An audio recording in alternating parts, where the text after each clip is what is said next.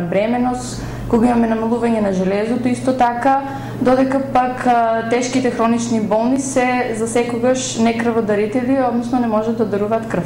Постојат акутни хронични контраиндикации за давањето на крв. Акутни се акутни воспалителни процеси, настинки, грип, додека хроничните се срцева слабост, хронична обструктивна белодробна болест, анемиите исто така, доколку е ниско нивото на хемоглобин, таа особа по правило не треба да дава крв. Што представува крвта? Крвта е течност која циркулира низ организмот во крвните садови. Што содржи крвта? Крвта представува густа, непрозирна црвена течност која што циркулира низ целиот човечки организам, значи со голем вискозитет, и на неа отпаѓаат некаде околу 4 до 5 литри од целокупната човечка течина, некаде околу 8%, значи од вкупната маса на целиот човечки организам. Таа е составена од неколку компоненти, и тоа крвни клетки, крвна плазма и тромбоцити. Крвната плазма се добива со центрифугирање на полната крв и содржи најмногу 90% вода и неоргански материи, понатаму гликозата, холестеролот, триглицеридите, албумините, билирубинот. Тие се, значи, составни компоненти на крвната плазма, а останатиот дел, оној слегнатиот талогот, всушност се крвните клетки. Крвта има 4 главни задачи: да носи кислород во клетките, да пренесува хранливи материи, да носи специјални крвни клетки и химикалии кои го заштитуваат организмот од инфекции и повреди, ги отстранува штетните материи од телото. Секој човек има различна крвна група.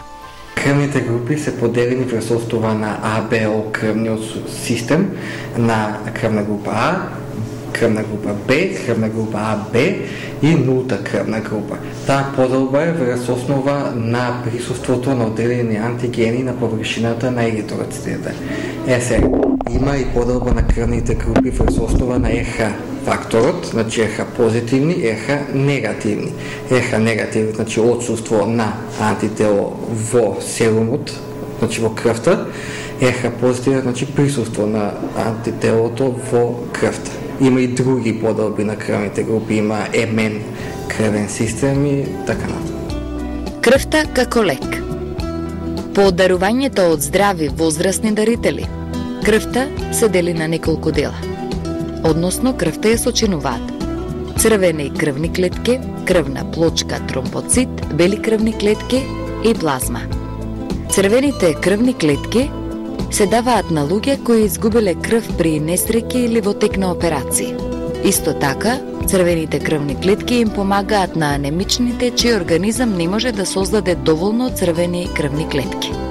Крвната плочка или тромбоцитот помага во контрола на крварењето кај луѓето кои не можат да создадат сопствени тромбоцити, например во тек на лекување на малигни заболувања. Белите крвни клетки се користат кај пациентите кои не создаваат доволно леукоцити поради болест. Помагаат при третман на инфекции и малигни заболувања. Најчесто од плазмата се произведуваат специјални лекови. Еве неколку од нив: албумин, антихемофиличен фактор и имуноглобулин. Албумин се користи за третман на луѓе во шок состојба. Антихемофиличен фактор е неопходен за надоместување на факторот 8 кој недостасува во нивната плазма. Имуноглобулинот се користи при третман на инфективни болести, како например хепатитот. Вашето срце е мускул кој работи како пумпа за циркулација на вашата крв преку километри цевчиња за поврзување, наречени крвни садови.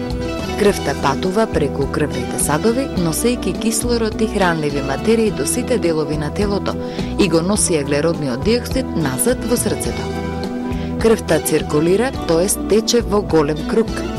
Се испумпува од левата страна во срцето, во големите, а потоа во малите артерии. Од малите артерии крвта оди во многу тесни крвни садови, наречени капилари, а потоа почнува да се враќа до срцето преку вените. Крвта потоа влегува во десната страна на срцето, од каде се носи во белите дробови. Тука се испумпува јаглеродниот диоксид, се зема чист кислород и потоа се враќа во левата страна на срцето за да може патувањето на крвта да се повтори. Во групата на крвните клетки спаѓаат еритроцитите и леукоцитите. Еритроцитите се најбројните крвни клетки, кои што се составени во најголем дел од хемоглобинот и тоа некаде околу 33%, а инаку хемоглобинот всушност е составен од железо и протеински дел или глобин.